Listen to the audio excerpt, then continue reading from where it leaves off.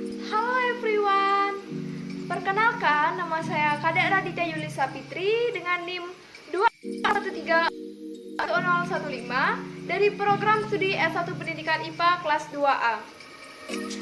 Baik, di sini saya akan menjelaskan atau memaparkan mengenai koloid. Terkhususnya yaitu sifat-sifat dari koloid. Di mana sifat-sifat tersebut yang akan saya jelaskan yaitu ada dua. Yang pertama mengenai sifat koagulasi dan yang kedua mengenai sifat koloid pelindung. Baik, simak ya videonya. Pertama-tama saya akan menjelaskan dan mempraktikkan mengenai sifat koloid dari koagulasi. Baik, adapun alat dan bahan yang saya gunakan, yang pertama yaitu saya menggunakan alat dua. Di sini saya memakai gelas kaca.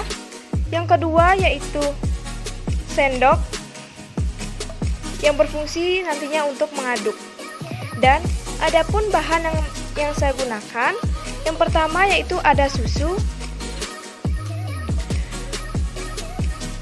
Yang kedua yaitu ada santan. Yang ketiga yaitu ada jeruk nipis. Baik, adapun langkah kerja dari sifat koagulasi yaitu yang pertama, tuangkan susu ke dalam gelas A.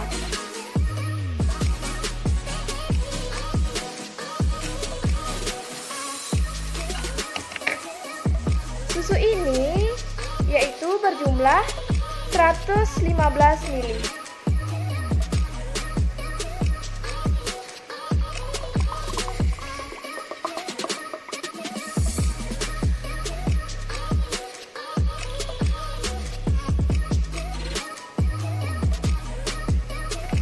Langkah kedua yaitu masukkan santan ke dalam gelas B.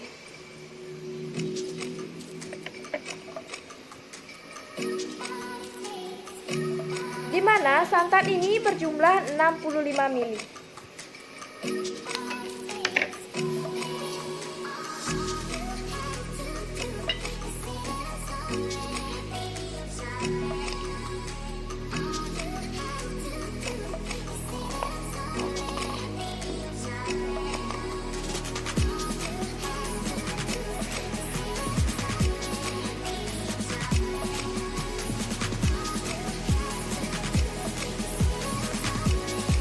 Baik, langkah selanjutnya yaitu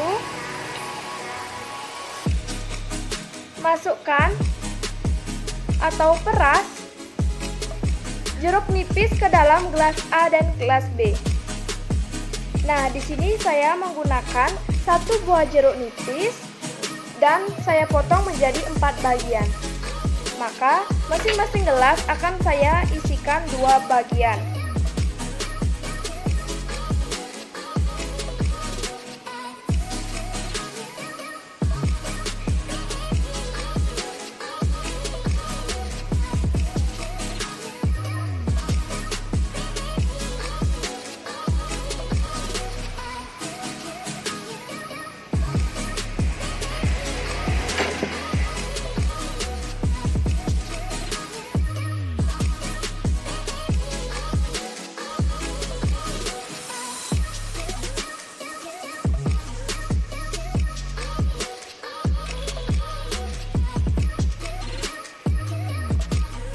Dan lakukan hal yang sama ke dalam gelas B.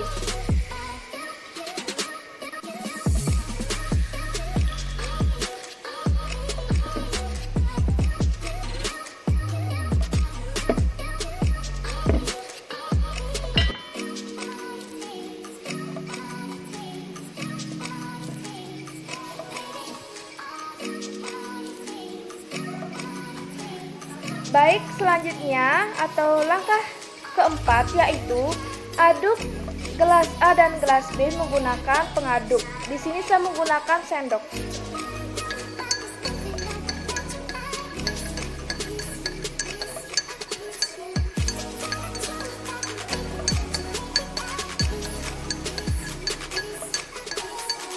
Pada saat mengaduk, amati perubahan yang terjadi atau reaksi yang terjadi.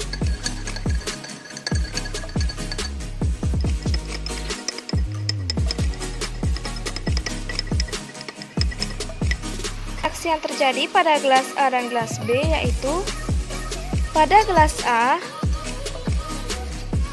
setelah susu ditambahkan dengan jeruk nipis, maka akan terjadi sebuah gumpalan-gumpalan di dalamnya.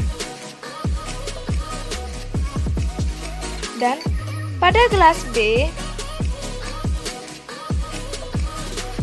di mana santan yang ditambahkan dengan jeruk nipis juga terjadi gumpalan-gumpalan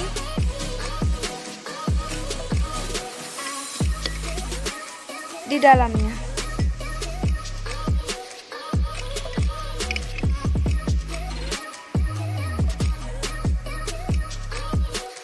Baik, adapun pembahasan dari sifat koagulasi, yaitu penggumpalan suhu dan santan disebut dengan koagulasi. Koagulasi adalah suatu keadaan di mana partikel-partikel koloid membentuk gumpalan yang lebih besar. Ketika susu dan santan ditambahkan suatu asam, maka akan mengalami denaturasi protein, di mana denaturasi protein ini disebut dengan perubahan struktur lengkap dan karakteristik bentuk protein akibat gangguan interaksi sekunder, tersier, dan kuartener struktural seperti suhu, penambahan garam, enzim, dan lain sebagainya. Di mana pada saat susu, santan, dan asam yang dimana saya gunakan yaitu jeruk nipis, maka kandungan struktur dari susu dan santan akan terputus sehingga struktur tersebut akan menggumpal. Kesimpulan yang dapat saya tarik dari pembahasan ini yaitu koagulasi merupakan suatu keadaan di mana partikel-partikel koloid akan membentuk gumpalan yang lebih besar. Hal ini disebabkan dengan adanya denaturasi protein, yaitu di mana perubahan struktur lengkap dan karakteristik bentuk protein akan mengakibatkan gangguan interaksi sekunder, tersier, dan kuartener struktural. Penyebabnya yaitu di mana pada santan ditambah dengan asam dalam bentuk jeruk nipis, maka kandungan struktur dari susu dan santan akan terputus dan membentuk gumpalan. Sekian kesimpulan dari koagulasi, maka saya akan lanjut ke praktikum kedua yaitu mengenai sifat koloid pelindung. Adapun alat dan bahan yang saya gunakan dalam sifat koloid pelindung, yang pertama saya akan menjelaskan mengenai alat. Alat yang saya gunakan pertama yaitu 3 buah gelas. Di sini saya menggunakan gelas kaca. Dan yang kedua yaitu sendok atau pengaduk, di mana ini nantinya akan dipakai untuk mengaduk. Dan bahan yang saya gunakan dalam sifat koloid pelindung ini, yang pertama yaitu ada sabun cair, yang kedua yaitu ada air, yang ketiga yaitu ada kecap, yang keempat yaitu ada minyak, dan yang kelima yaitu ada susu.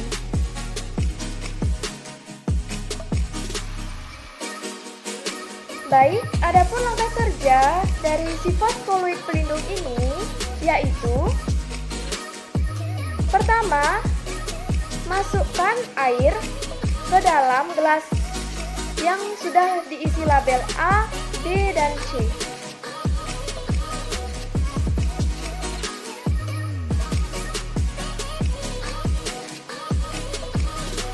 Di sini saya mengisi air setengah gelas saja.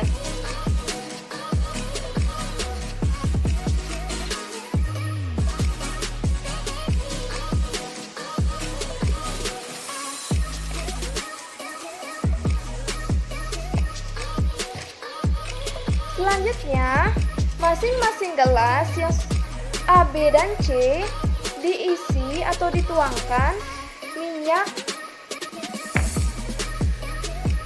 yang berjumlah 2 sendok.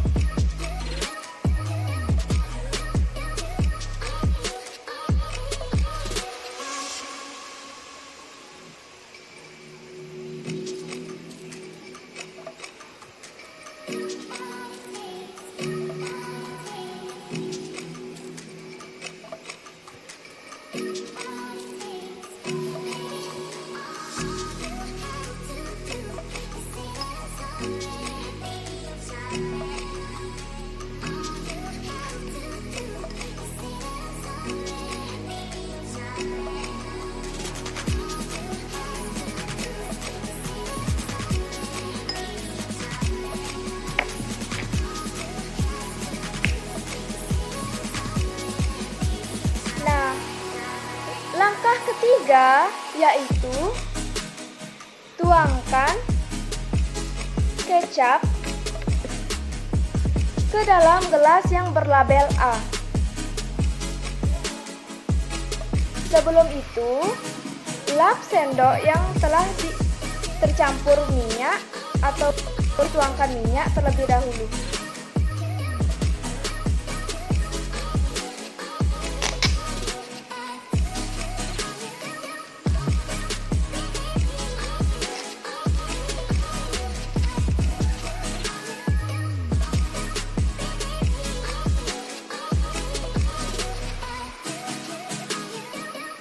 Masukkan 2 sendok kecap ke dalam gelas yang berlabel A.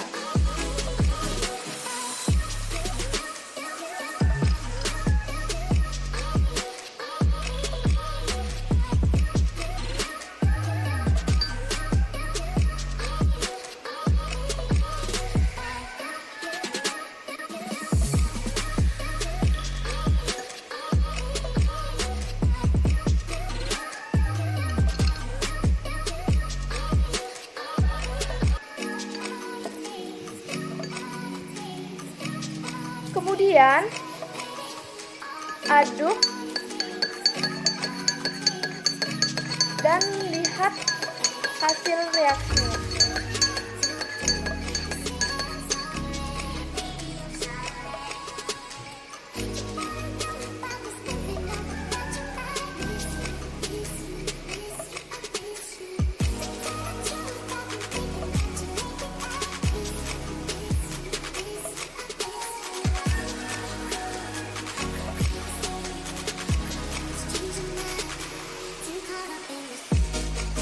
Yang kedua yaitu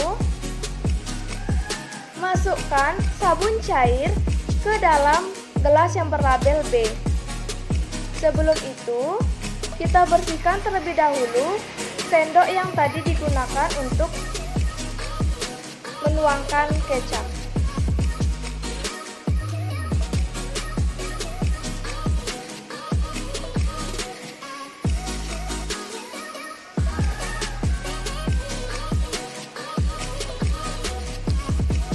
Masukkan 2 sendok sabun cair ke dalam gelas yang berlabel B.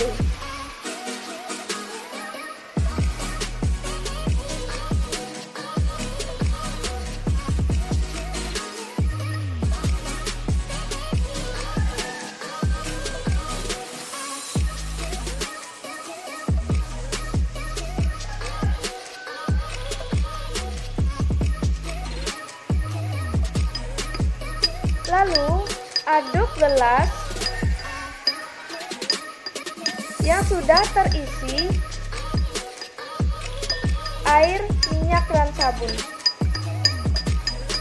Dan lihat hasil reaksinya.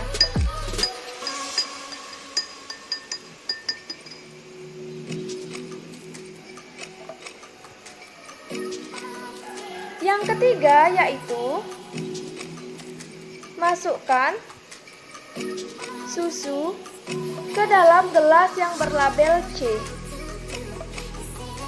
Sebelum itu, kita bersihkan terlebih dahulu sendok yang tadi diisi dengan sunlight atau sabun cair.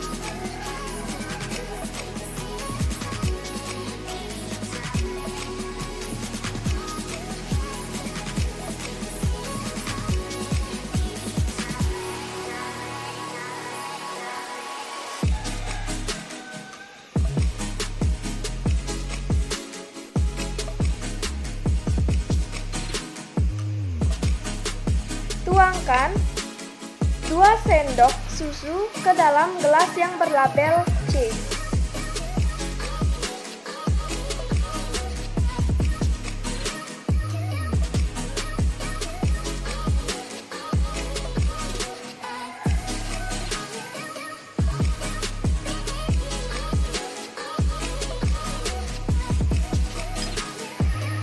Lalu, aduk gelas yang berlabel C yang sudah dicampurkan air, minyak, dan susu. Dan hasil reaksinya.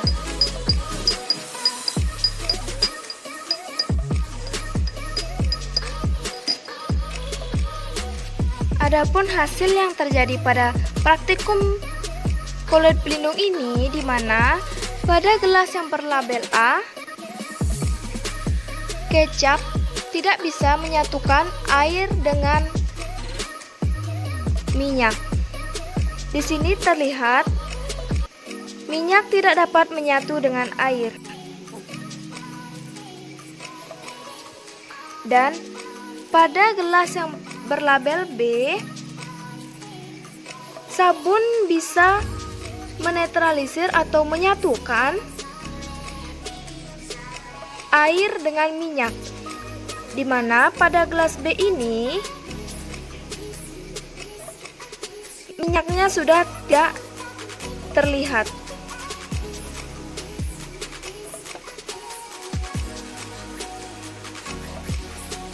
Dan hasil dari gelas yang berlabel C, di mana susu tidak juga dapat menyatukan air dengan minyak. Pada gelas ini masih sangat terlihat air tersebut tidak dapat menyatu dengan minyak. Baik, adapun pembahasan dari sifat koloid pelindung, yaitu sebelum saya memaparkan mengenai pembahasannya, maka saya akan memaparkan mengenai apa itu koloid pelindung terlebih dahulu.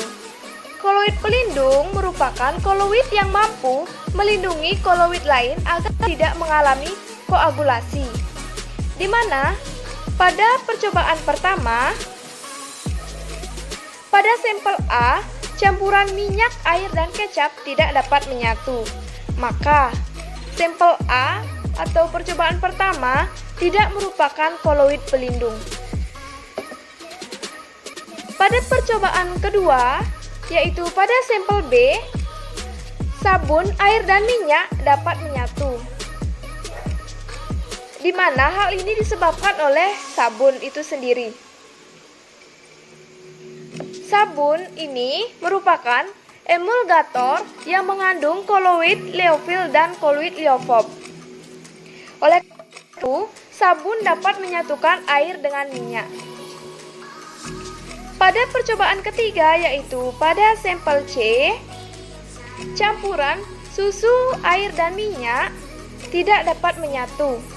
Maka, sampel C juga tidak merupakan koloid pelindung. Kesimpulan dapat saya tarik dari pembahasan ini yaitu sampel A dan C tidak merupakan koloid pelindung, yang dimana sampel A campuran minyak, air, dan kecap tidak dapat menyatu. Begitu pula dengan sampel C, susu, air, dan minyak tidak dapat menyatu. Namun, pada sampel B atau percobaan kedua, sabun, air dan minyak dapat menyatu, di mana dikarenakan sabun ini mengandung koloid liofil dan koloid liofob.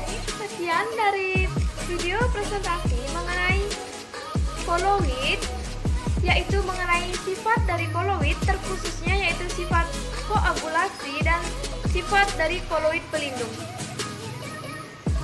Mohon maaf jika ada salah kata, maka video ini saya tutup dengan sampai jumpa. Terima kasih.